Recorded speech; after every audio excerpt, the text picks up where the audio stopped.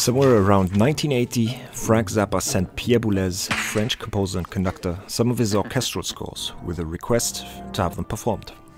Boulez, the undisputed figurehead of the post-war avant-garde classical scene, was intrigued but asked Zappa to scale down the score to the size of the orchestra Boulez had available at the time. After Boulez visited one of Zappa's Paris concerts in 1980, which might have been his first and last rock concert ever, the collaboration eventually came about and resulted in the album Boulez Conducts Zappa, The Perfect Stranger.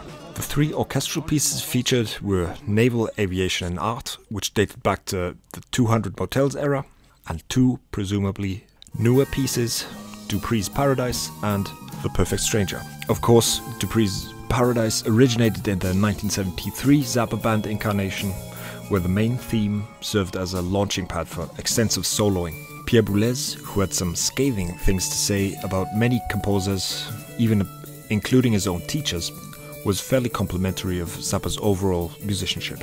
So here's the analysis of Naval, Aviation and Art. Might be a little more niche this time. Naval Aviation is pretty uncharacteristic for Zappa's overall catalogue, being very slow and textural, with mostly sustained notes creating dense, chromatic blankets of sound. Blankets is the best word I could come up with. But even here there's some scalar elements and even diatonic. The other defining elements in this piece are the little 30-second note figurations that appear regularly on the end of beat 3, leading into a sustained note on the next beat 1. I think this piece is kind of comparable to works of the second Viennese school in the early 20th century, around Arnold Schönberg and his pupils Anton von Webern and Alban Berg, in their atonal period before they went full 12-tone. The form of the piece is surprisingly clear and simple.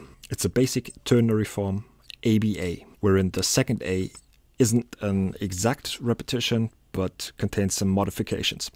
Zappa liked this form a lot. He uses it, for example, in Peaches and Regalia, which has a lengthy and elaborate B section, to be fair, Dupree's Paradise, the orchestral version at least, even things like the Black Page No. 1, in which the recapitulation begins by using all the same rhythms of the original A section before proceeding as it originally appeared. And then at the end there are some ultra-fast runs to close out the piece. ABA is related to the classical sonata form, with its exposition, development and recapitulation. Countless folk melodies use this, and there's of course the popular song form AABA, which was so prevalent in the early 20th century Broadway tradition, it became known as the American song form. The ABA form becomes apparent even when looking at the bass line alone, which moves, as Zappa likes to do very often, in half steps exclusively. There's 8 bars of alternation between G sharp, notated as A flat, and A. Then the bass line climbs to the note D and back down again to alternate for another 7 bars between the same 2 pitches before the final chord. The A section has a primary motif played by the clarinets, harmonized by the viola, and it's coupled with a secondary motif played by the viola alone.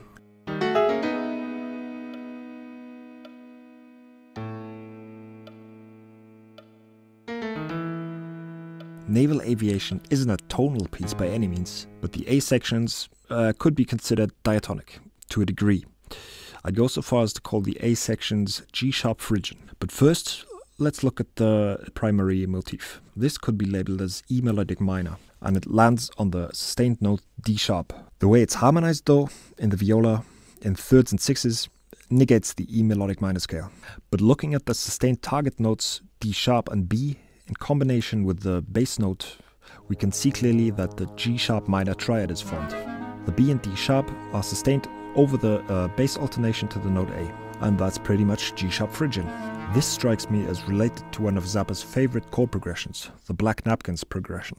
You can have a C sharp and a B and an F sharp that'll stay over both chords. Only low register instruments can play the note D when it changes to the D major 7. Both of you guys play E, a ninth over that. French horns, the A in the middle. The C sharp minor chord, you guys are still in the same notes, and you guys move, the D goes down to a C sharp, the A goes to a G sharp, and the E stays where it is, okay?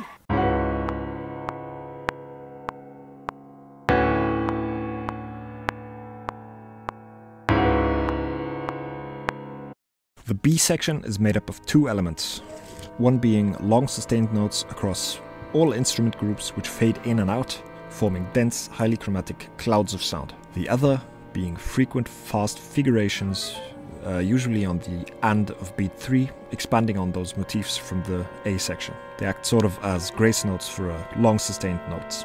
There's also an additive development going on here in terms of how many instruments are involved in these motifs.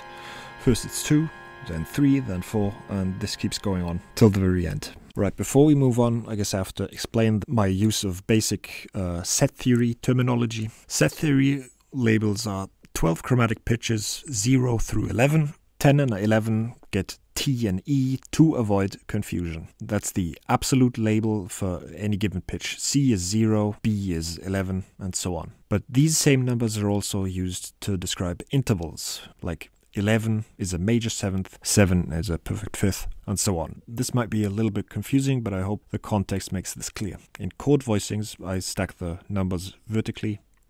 I couldn't detect any overall organizing principle behind the choosing of notes for these textures.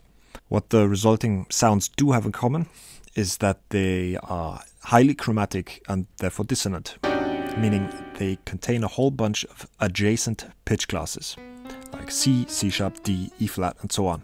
The more of those are in a sound, the more it deviates from any sort of conventional scale. Here's a couple of examples. Bar 7, immediately following the opening bars, it contains 10 different pitch classes, 2 short of the chromatic total. You could go as far as to call these sounds octave displaced chromatic clusters. There's also a lot of seemingly arbitrary doublings of notes. I'm not sure how Zappa went about choosing these, but those pitches get amplified, as in bar 10 for example, where we have 3 instances each of the pitches C sharp and D. What I also found in measure 18 was a sequence in the oboes, which play a series of 3 intervals, minor 6, major 7, minor 3rd, which then gets immediately transposed down a minor 3rd.